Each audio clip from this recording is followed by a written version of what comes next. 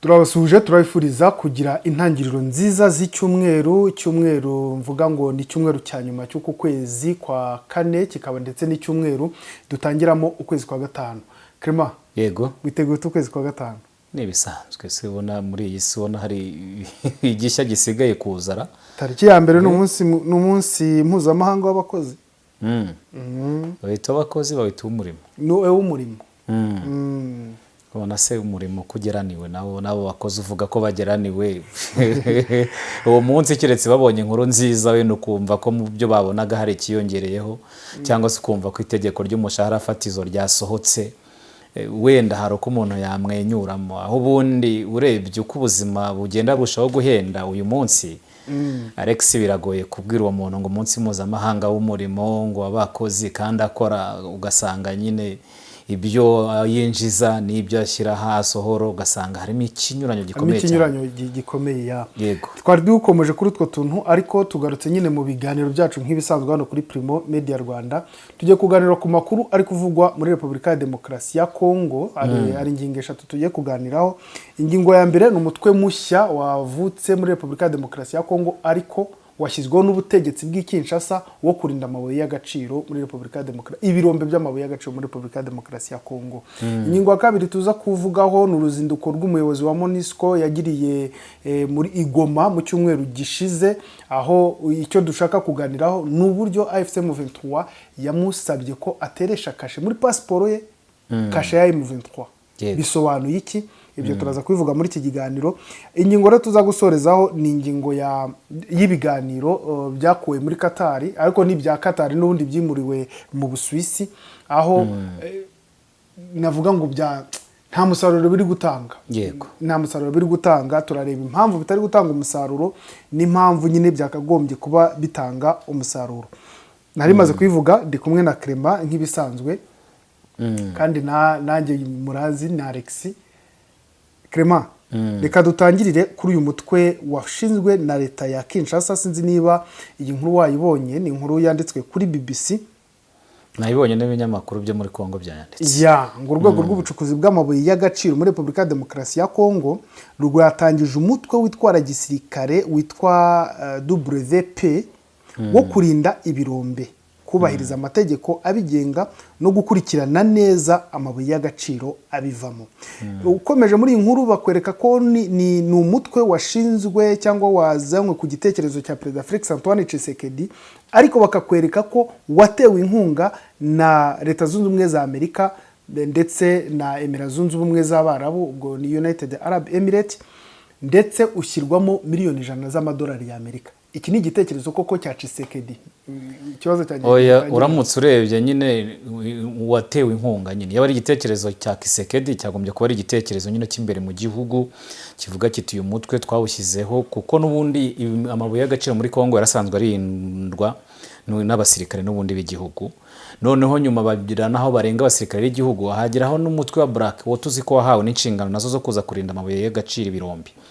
Noneho ngubu kuba shinze uyu mutwe rero wa WWP ugomba kuba urinda ibyo birombe by'amabuye y'agaciro ku nkunga Leta Zunze Ubumwe za Amerika na Emirates za Leta Zunze Ubumwe z'Abarabu. Bivuze ngo uwo mutwe n'ubundi uri mu nyungu zande, ntabwo uri mu nyungu nanone z'abakongomani, nubwo ari umutwe uzaba urimo abasirikare b'abanyekongo kabashemo n'amafaranga yatewemo inkunga n'ibyo bihugu biri tuvuze.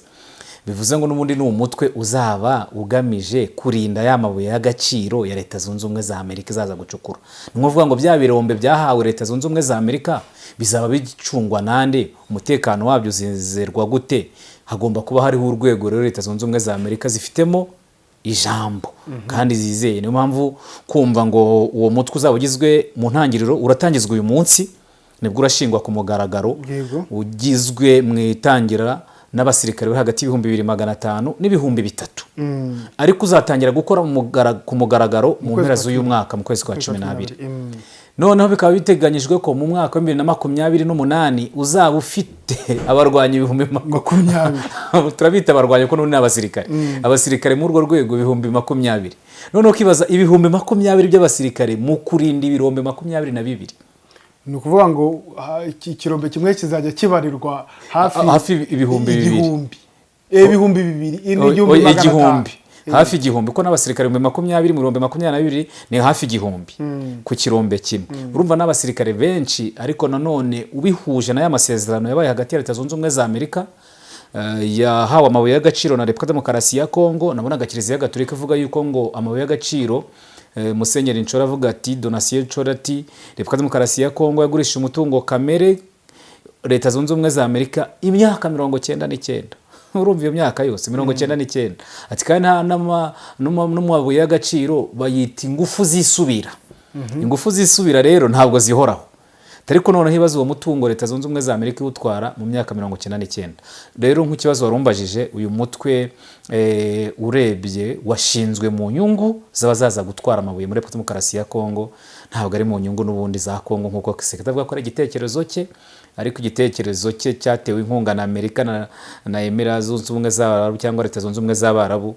urumva byanze bikunze no kuza gusigasira inyungu zabo z'amabuye y'agaciro aho ngaho yego kuza gusigasira inyungu zabo z'amabuye y'agaciro muri Repubulika ya Demokarasi ya Kongo ni kimwe ariko kuba abanyekongo ubwabo bagira igitekerezo kandi bagasaba inkunga nacyo ni ikindi ntabwo twavuga ko bitababuza gutekereza nyine bati reka kugira ngo tugabanye akaduruvayo n'imidugararo mu birombe by'amabuye y'agaciro sinzi ngo barashinja undi mu mabuye y'agaciro umva hajyaho urwego rwa gisirikare ngo wanze rwo ruza gucunga umutekano icyo ni ikibazo umuntu agombye kubanza kwibaza mbere kandi ubundi rwari rusanzwe urwo rwego rucungwa n'urwego rwa gisirikare ukibaza ngo ni iki kiba cyabaye ahubwo kuki ahubwo badashyiraho ingamba zo gukumira abaza gucukura wenda amabuye y'agaciro mu buryo bunyuranyije n'amategeko kandi muri Kongo uzasanga n'ubundi ariko ingamba zabo zishobora kuba ari izo ngizo bagashyiraho abasirikare kugira ngo babakumire ariko n'ubundi abacukura nyine ikibazo kihari muri Kongo n'ubundi ni abasirikare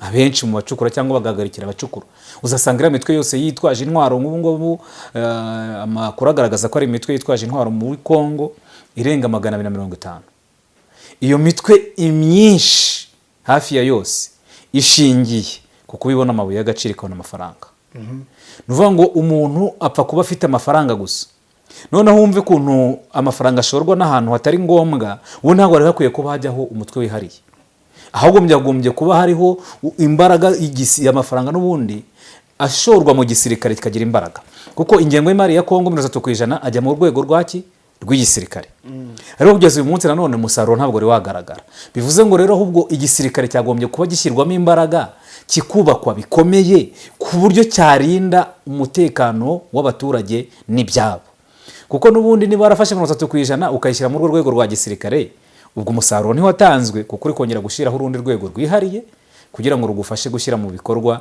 ibyemezo bimwe na bimwe bibangamiye igihugu none si igisirikare cya Kongo kukizi n'ubundi abarwanyi bashinga umutwe bakajya gucukura amabuye y'agaciro n'ubundi igisirikare cyaza bakagitsinda abarwanyi baba bafite imbaraga kurusha igisirikare noneho n'abasirikare ba Kongo ushobora kubumuhamagara muri abasirikare bakuru akaba yanakugurisha intwaro hari n'utoroka n'abasirikare yari afite bose n'ibikoresho akabatwara agahita ashinga iki umutwe urabona no gushakira ibyemezo yego aho bitari bitewe n'umugenga n'ibyo ari kugusaba yego ariko urwo rwego n'ubundi ntabwo ari rwo ruzatuma ibintu bigenda neza urwo rwego se ruzarwanya iyo mitwe n'ubundi hari ubushobozi budasanzwe rugiye kubona guhera uyu munsi rutari rusanzwe bufite ababishaka bo no kugira ngo wenda imari zabo zitazahungetwa cyangwa zagerwaho uko byifuzwa ariko urwo rwego ntabwo ari rwo ruzakemura ibyo bibazo biri mu bucukuzi yego Clement ni mu birombe rero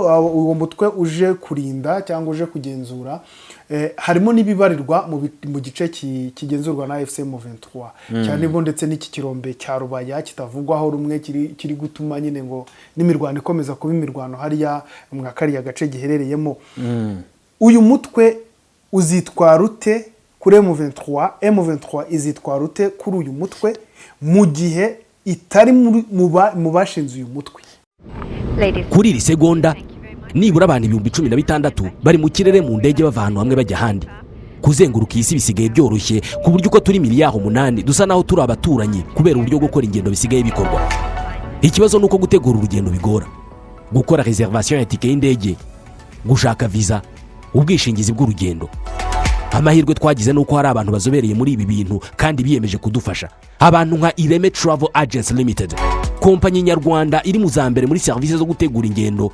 ubukerarugendo no kwakira abantu. Kompanyi yemewe n'ihuriro mpuzamahanga ry'ubwikorezi bwo mu ndege IATA. Niba wifuza kujya mu mahanga ku mpamvu izo arizo zose, icyo bigusaba ni ugutekereza urugendo rwawe gusa, ubundi ukegera Ireme Travel Agency bakagukorera reservation ya tike y'indege, bakagufasha gushaka visa, bakagukorera reservation ya hoteli, bakagukurikiranira ibya assurance y'urugendo.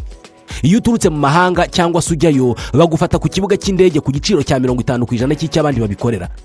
Ku bantu bari kure kandi bashobora kwishyura hakoreshejwe ikoranabuhanga online payment, tuguha link ubundi ukishyura. Ireme Travel Agency ikorera mu mujyi wa Kigali muri Mike mu nzu yo hasi mu muryango wa G41. Hamagara 07 85 36 48 cyangwa 07 89 88 0339. Ushobora no kwandika email kuri info@iremetravel.rawa. Wanasura urubuga rwa internet wa3.iremetravel.rawa. Hit target. Yeah? Ngo hit target. Wabyumvishe nibyo, ni Hit Target Business Limited. Iyaje ari nk'impanda Imana yihereye abanyarwanda. Ni marayika utaka amazu. Ubu ntibikiri ngombwa kongera gukubita amaguru ugana ibwota amasimbi gushaka ibikoresho by'ubwubatsi, kuko Hit Target Business Limited ihakubereye. Hit Target Business Limited dufasha bifuza gutumiza no kurangura ibikoresho bya kenkayori mu Bushinwa, nk'amatoilette ya Milano, amabuye ya marble mu gikoni, amabati plastike biheri yo ku maportail, amahoti yo mu gikoni n'ibindi byinshi byiza watumiza by'ubwubatsi mu Bushinwa. Kubifuza gukorana natwe mwizu yaza, hamagara kuri telefone ureba kuri screen yawe iri no kuri WhatsApp. Hit Target Business Limited ni marayika utaka amazu. Rega ibyo ngibyo nibyo nakubwiraga ubushize. Uwo mutwe ntabwo uzaza kurwanya ayo 23, uzajya kugenzura ibirombe by'amabuye y'agaciro byaho RDC ifite, kuko urumva harimo kugenzura hacukurwa no kureba ibibarizwa ry'amategeko. Ariko kuba wambwira ngo uyu mutwe uzaza kurwana nayo 23, ntabwo mvuze kurwana utararenga aho ngaho. Aho mu matware ya 23 uzitwara ute mu birombe biri aho M23? Aho ntuzagerayo. Uzagenzura ibyo birombe biri mu matware ya Demokarasi ya Kongo. 23 nayo isanzwe igenzura aho za Rubaya. Ibyo ngibyo umugenga se wari wumva wabyo turi kuvugana mu baterankunga, wari wumva hari aho yabwiye 23 ngo nive Rubaya isubira inyuma. Ubuse nta bice 23 yavuyemo. Yavuye Uvira byagenze bite? Ni ku busabe bwandiva, nubwo byitwa ubusabe, yavuye muri Uvira byagenze bite? Ni ku gitutu cy'amahanga arimo na Leta Zunze Ubumwe za Amerika. Uvuga ngo Leta Zunze Ubumwe za Amerika, amahanga yandi ntabaho. Mu bice bindi se byo muri Kivu y'Amajyaruguru yari maze iminsi igenda ivamo, byari bimeze biti. Kuki batayibwiye ngo ive Rubaya? Ibyo nabyo bifite icyo bisobanuye. Uwo mutwe uzagenzuraho ugenzura nk'uko bayibwira Repubulika Demokarasi ya Kongo, tuzarandura umutwe wa FDLR mu bice ugenzura. N'uyu mutwe rero nawo uzarinda amabuye y'agaciro, ugenzure, reba ibarizwa ry'amategeko n'ibindi byose bijyanye n'amabuye y'agaciro, ariko nanone mu bice bifitwe mu minwe n'ubutegetsi bwa Kisekedi. Muri Repubulika ya Demokarasi ya Kongo kandi mu mpera z'icyumweru gishize, umuyobozi wa MONUSCO yageze i Goma, aho yaje gusura nyine abasirikare ba MONUSCO bari hari i Goma, ndetse yanaganira n'ubuyobozi bwa FCM23. Ariko si cyo nshaka ko tugarukaho, kuko n'ubundi hano kuri Primo twari twabivuze ko umuyobozi wa MONUSCO nyine yaje i Goma, abantu barabizi. Icyo nshaka ko tuvugaho ni uko M23 yari yanze ko yinjira mu mujyi wa Goma atemeye guteresha kashe muri pasiporo ye ko yinjiye muri mu batwara agenzurwa na M23. Gutegeka umuyobozi nkuriya w'umuryango w'abibumbye guteresha kashe ya M23 muri pasiporo ye bisobanuye iki? Utekereza ko ari ukumutegeka? Ntabwo ntekereza ko ari ukumutegeka, ahubwo ni ugusohoza ubutumwa. Kuko ntabwo none si yo bamuteresha amakanga akavuga ko ari mu gihugu n'ubundi muri Kongo, n'ubundi yarabivuze, ariko guteresha kashe mu gihugu, kashe inshuro ebyiri ari mu gihugu bisobanuye iki? Nicyo gisobanuro nyine urumva we kuki yabyemeye guteresha kashe ebyiri mu gihugu kandi ari mu gihugu kimwe. Nyine kuki we yabyemeye, nyine byo ndi kukubwira, bivuze ngo nawe ibyo ari gusohoza ni nko gusohoza ubutumwa. Kuko ubundi guteresha kashe kabiri bivuze yuko ari ibihugu bibiri bitandukanye. uvuye muri Repubulika Demokarasi ya Kongo ugeze mu burasirazuba bwa Repubulika Kinshasa mu murwa mukuru ariko noneho uje mu burasirazuba bwa Kongo muri Kivu y'Amajyaruguru bibazizwe nk'aho ugiye mu kindi gihugu. Ubundi guteresha kashe witerezwa nk'umuntu winjiye mu gihugu nyine. Bivuze ngo AFC 23 mu bice igenzura ni nk'aho yamaze gushinga igihugu mu kindi ukurikije rwa rugendo rw'umuyobozi wa MONUSCO James Swan kuba yarageze ku kibuga cy'indege cya Goma. Indege ya kabiri yari iguye kuri kiriya kibuga nyuma y'ubundi ya mugenzi we Viviane yasimbuye wayoboraga by'agateganyo nyuma ya Bintou Keita wari weguye buri gihe gitoya. Biragaragaza ko AFC 23 Alexis yamaze gushinga igihugu mu kindi. Ibiri kugenda bindi bimeze hari nko kugenda agenda igenda igerwaho intambwe ku yindi, ariko nta handi hantu byabaye ko umuntu yakwinjira mu gihugu kimwe agateresha kashe inshuro ebyiri yuko ageze muri icyo gihugu. Hari intambwe za balkanization twagiye tugarukaho n'umuvandimwe Karinijabo nyine ikigaragaza ko igihugu agace kenda kwigenga bimwe biri kugenda bigerwaho. Iki nacyo ni ikindi kimenyetso kigaragaza ko AFC M23 kari agace ishaka kugategeka nk'igihugu kwacyo. Bamwe bakavuga bati baragikinshasa, abandi bakavuga ngo barakatamo nyine bagire Repubulika ya Kivu. Reka tubivuge gutyo. Baba bari gusatira umusozo wabyo cyane ko mu ngingo ya gatatu y'iki kiganiro tuza kugaruka ku biganiro bari kugirana na leta nyine ndavuga AFC M23 baba bari kugera ku musozo wo kubarikaniza hari ahantu. Ntabwo ari balkanization hariya ishobora kuba. Ni sudanization. Balkanization ni irindi jambo rishya ryitwa sudanization. Nkuko Sudani y'Epfo ngubu bimeze na Sudan. Abantu barabizi yuko byari igihugu kimwe kugeza mu mwaka wa 2011. Kuva 2011 Sudani y'Epfo ibonye icyo yita ubwigenge butaragaragarira mu bikorwa buri mu nyandiko no magambo no kuba yitwa igihugu. Igihugu cyacitsemo nyine ibyo bice bibiri gusa.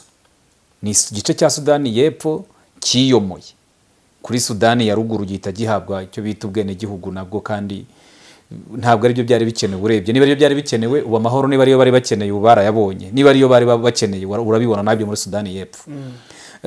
Impamvu bavuga yuko rero ari sudanization mu burasirazuba bwa Kongo nuko usanga ari izo ntare ebyiri muri 26 kandi balkanization yo izitici ibice byinshi mu gihugu kimwe karana agace kamwe.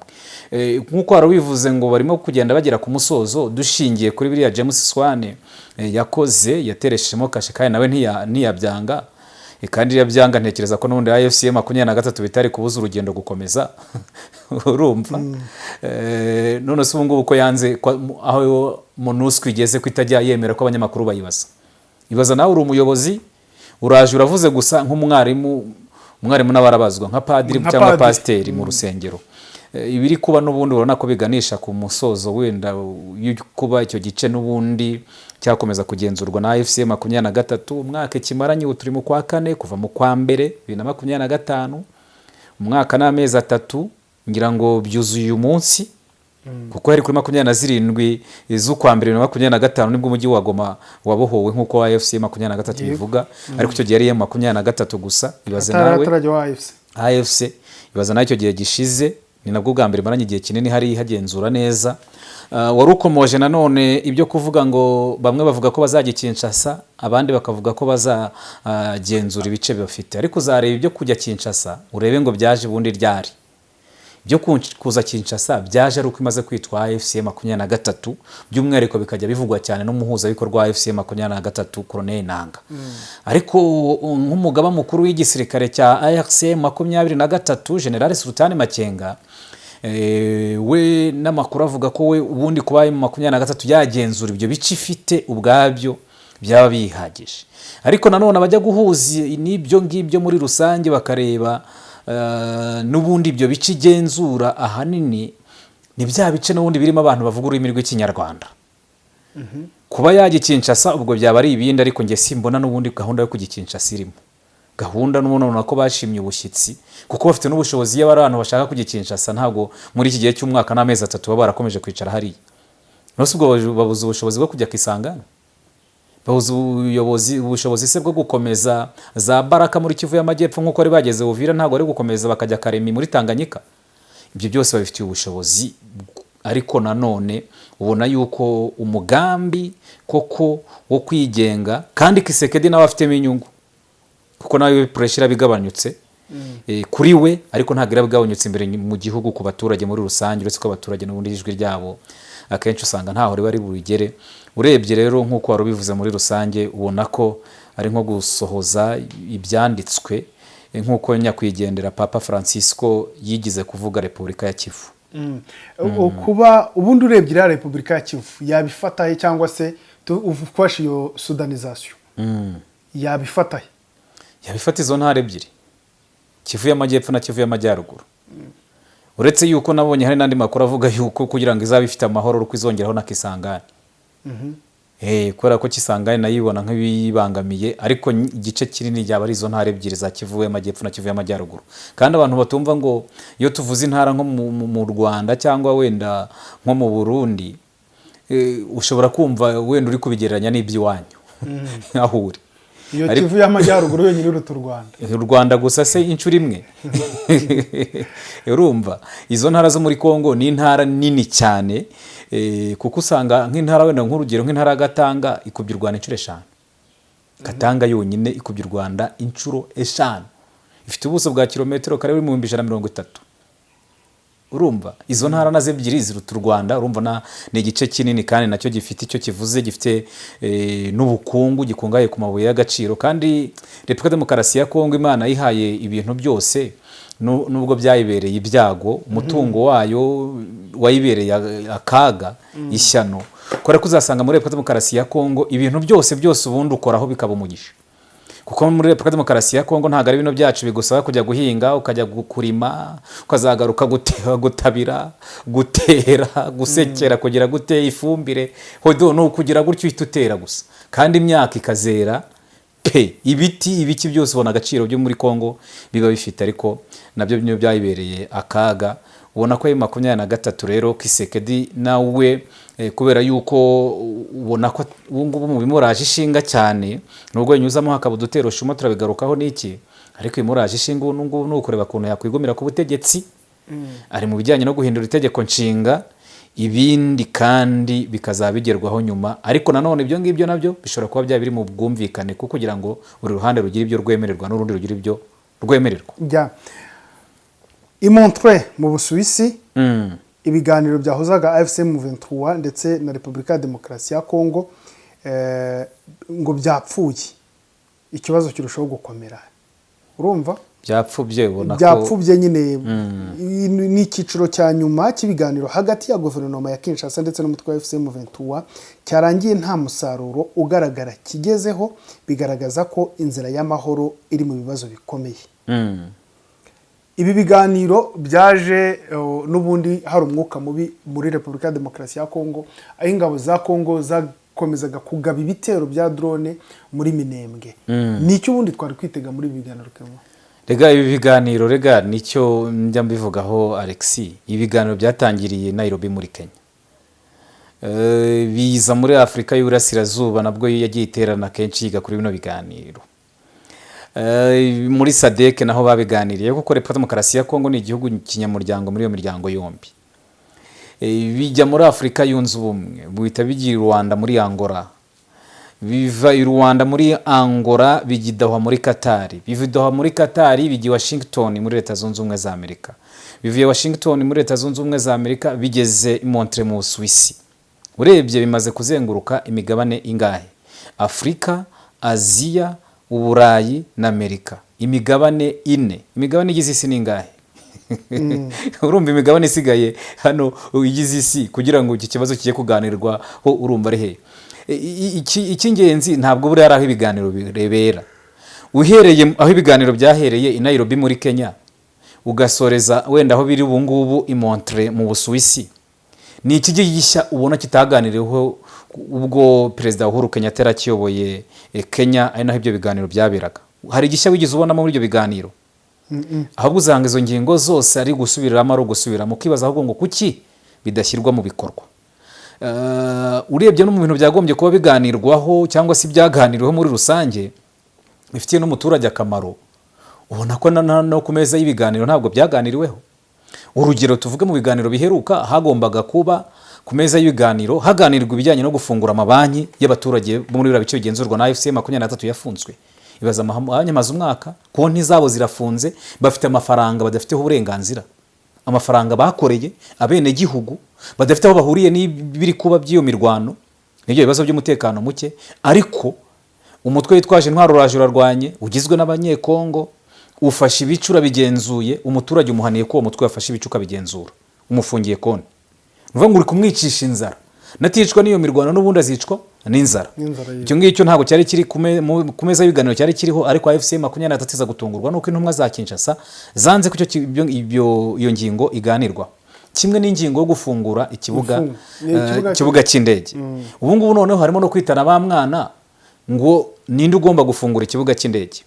Ikibuga cy'indege byajyaga bisabwa ko gifungurwa na FCM 23, ariko noneho Alexi wabonye ko wari uhagarariye zino ntumwa, wari umuyobozi wazo, akaba n'umunyamabanga uhoraho wa AFC 23, akaba yitwa Benjamin Mbonimpa, yatangaje yuko gufungura ikibuga cy'indege cya Goma bitari mu maboko ya AFC 23, ko biri mu biganza by'ubutegetsi bwa Kinshasa. Ati Kinshasa yafunze ikirere, ati abantu bajya birengagiza yuko Kinshasa yafunze ikirere. Ati none niyo M23 irasabwa gufungura ikirere niyo yafunzwe ikirere. Ati ikindi cya kabiri, ikibuga cy'indege cyarangiritse, cyangijwe nande? Cyangijwe na AFC 23 cyangwa cyangijwe n'ubutegetsi bwa Kinshasa? Ingabo zacyo mbere yuko ziva hariya zasize zitabyemo ngo bisasu na n'ubu hari bitarakurwamo byose, basize bacyangije ngo ibikoresho bikontorora ikibuga cy'indege, bikontorora indege zigiye ku kibuga cy'indege byarapfuye. Iyo control wakwita ko ari nka control room. Urumva ibyo byose bakavuga bati rero mu gihe bitarakorwa neza kandi bigomba gukorwa na Kinshasa, ko niyo yasenya kino kibuga, ni nayo igomba kwishyura ikiguzi cyo kugisenya. Indege zimaze kugwaho ni indege za MONUSCO, ni indege za kajugujugu za MONUSCO, ubona ko arizo ziza zikagwaho. Ariko byibuze bakavuga bati gufungura ikibuga cy'indege byafasha ibikorwa by'ubutabazi. Ariko nanone 23 se yakwizera gute ko n'indege ziza kwirasaho zitakwifashishwa kuza gukora kurasa mu bice n'ubundi genzura? Ariko noneho wareba n'ibyaganiriweho byo byakubiswe intore. Indege zishobora kuza kugwa ariko ari wowe wazihaye uburenganzira, cyane ko ari wowe wabuze kwagira. Yego, wabazihaye uburenganzira. Yego, ariko nanone mbere yuko ibyo byose bijyaho wanza kwemeranya imikoreshereze y'icyo kibuga cy'indege. Ntabwo ibyo bari babyemeranyaho, ntibabyagiye no ku meza y'ibiganiro. Ariko noneho wanarebe byaganiriweho byo, imyanzuro yavuyemo ni iyihe? Kugeza amagingo aya baganiriye ku bijyanye no guhererekanya imfungwa ku mpande zombi. Uyu munsi nibwo icyo gikorwa cyagombye kuba kirangirana n'uyu munsi, kuko niwo munsi wa nyuma ku itariki 27 z'ukwezi kwa kane. By'agahenge byo byararangiye, byari kurangira. Iby'agahenge byo byakubiswe. Agahenge nta timeline gafite, kahise kugenzura agahenge. Kukagenzura no kukubahiriza byahise byicwa. Wenda ubwo ukagenzura n'ubundi bwo kuko bigikomeje bwo uhavuga kuri kukagenzura n'ubwo kari gupfa. Ariko kutarwana, guhagarika imirwano hagati y'impande zombi, byo byahise byicwa rwose hadateye iminsi 2. Hanyuma wareba noneho izo mfungwa, Kinshasa ivuga ko igomba gutanga imfungwa 311. Ubu ngubu byibuze urareba uyu munsi ni mbwire zigera kuri 400. 311 mbere bavugaga 700, ariko Kongo yavuze ko izatanga 311. Ariko byibuze wizeye yuko icyo gikorwa kiraragikozwe, kubera yuko izo aho zigomba nazo kuba zinyuzwa ntabwo zizanyuzwa ku kibuga cy'indege cya Goma. Nazo izo mfungwa tibwira ngo zirava Kinshasa zikwe ku kibuga cy'indege cya Goma.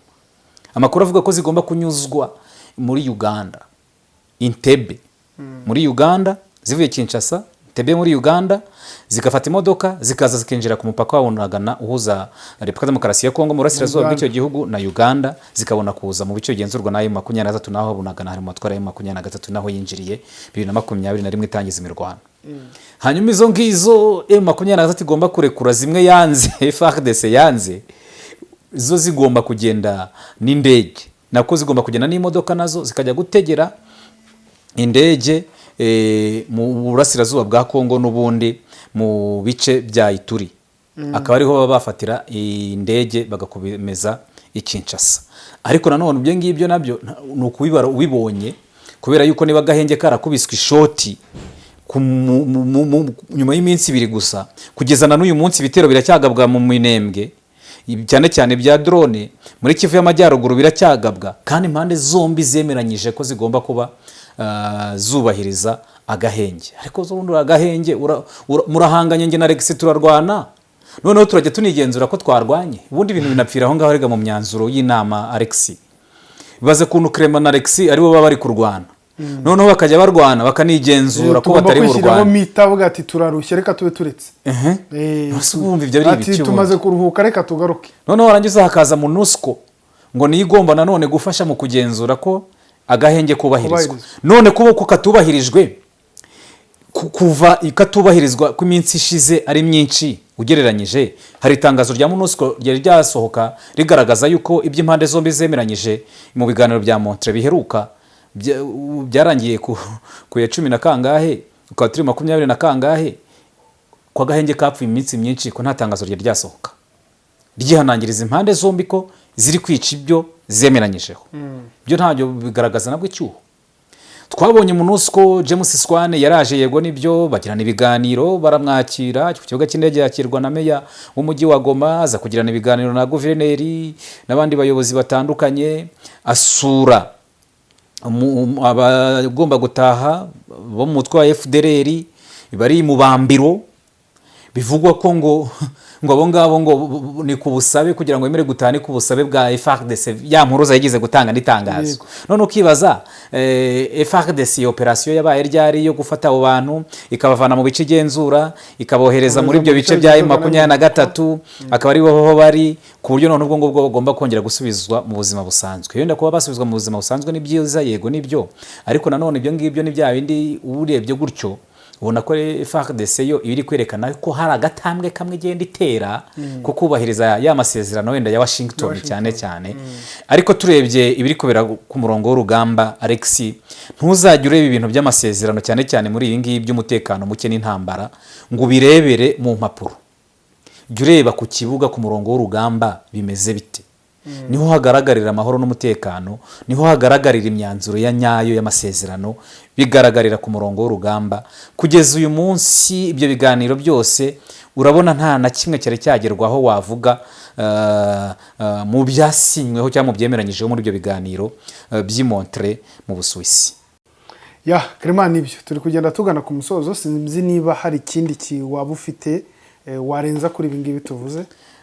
Urebye mu minsi ishize nibwo nakubwiraga ngo ibi biganiro rege byinshi bimwe biba bimeze nko kurangaza abantu, kandi n'ababijyamo abenshi biba bimeze nko kuko atari ubushake bwabo, hari umugenga wa byose. Niyo mpamvu ubona ko nibiba biri kugenda bigura intege. Iyo umuntu agiye mu bintu atabishaka bimeze nk'aho mwana ushobora kujya kohereza ku ishuri atashaka kwiga, uzareba umusaruro akuzanira, hashobora no gukwepera mu masaka. Nuko nguko rero. Ya Clement, reka ngushimire. Nanjye reka ngushimire cyane ko by'umwihariko dushimire n'abakurikira Primo Media Rwanda umunsi ku munsi. Ego, reka tuyifurize rero gukomeza kugira ibihe byiza. Ibiganiro kuri urubuga nakagaruka. Ciao. Mwiriwe boss. Mwiriwe. Nitwa Karangwa, ndi umukomisiyoneri hano muri quartier. Karangwa biteze. Ni byiza. Nakomeje kubabona mutembera hano, mwaba mushaka ikibanza cyo kugura, inzu yo kugura cyangwa gukodesha. Arebye ufite se? Yego ndabifite hano, waza nkakwereka. Dore hano hari inzu, niriya ni inzu, ariko hariya hari ikibanza na hari haruguru ikibanza gifite metero kare 380. Kompo naho uri kunyereka mu manegeka, urabona hano hatura ngewe. Deka gusiragizwa n'abakubeshya ko bafite imitungo igurishwa. Deka nkurangire B Consultant Limited niyo yonyine gufasha kugura, kugurisha no gukodesha inzu, ibibanza, gupima no gukata ibibanza, gupima ubukomere bwa beton, gukora plaza amazu n'inyigo z'imishinga itandukanye, kubaka inzu, finissage. B Consultant kandi nakugezeho ibikoresho by'ubwubatsi, tukanagufasha gushaka ibyangombwa by'ubutaka na autorisation de bâtir. Akarusho muri B Consultant tubafite ibibanza mu masite atandukanye bifite autobatir, ugahita utangira umushinga wawe kubaka ako kanya. Abari muri diaspora namwe mwatwoherereza plaza inzu mukeneye cyangwa tukazibakorera ubundi mukaza mutaha inzu zanyu. Gana B Consultant mudushinga imishinga yanyu ubundi muzadushimira nyuma. Ku bindi bisobanuro mwaduhamagara kuri 0784433341 cyangwa mukatwandikira kuri email bconsultant23@gmail.com. B Consultant dukorera mu mujyi wa Kigali ahitwa Norvege. Dukora n'ubunyamwuga n'ubunyangamugayo.